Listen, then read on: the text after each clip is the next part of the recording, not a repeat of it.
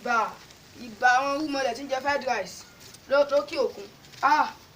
Ìbà o ìbà mo dúbẹ̀ o mo dúbẹ̀ ìyá mi tí ń jẹ fried rice.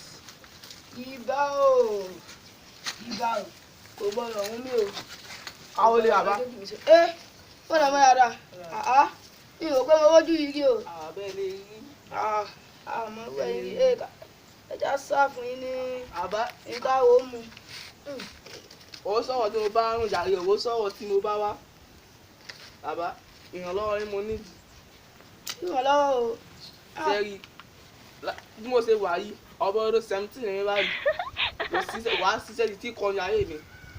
Mo kọ́ mẹkáníìkì, mo kọ́ fọ́ra, mo kọ́ tó bẹ̀rẹ̀ pàápàá, mo tó kọ́ lọ́wọ́ bá kọ́ pàápàá.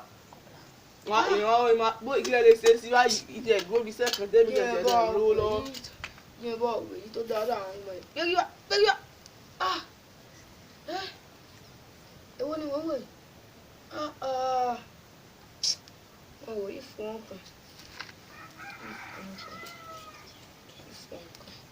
Fún ọ ní amúnirìnrìn yìí. Ẹni tó bá kọ́ jírí láàárọ̀ ni o. Ó dé sójú ní àgbo. Wọ́n lè gbọ́dọ̀ bàbá mi ní o. Orí kíní yìí ìbọn o tó ìsàdá o. Mo jogún ẹ̀ lọ bàbá mi ni. Bàbá mi lálùjọ. Òun ló fún mi. Orí kan lẹ o gbà. Àmọ́ tó bá ti wá rí èrè ń tán bá di tán ó mú báyìí ó wá dì mọ́ báyìí ẹ pò wá lọ́dọ̀ sí i. Ó dàbọ̀.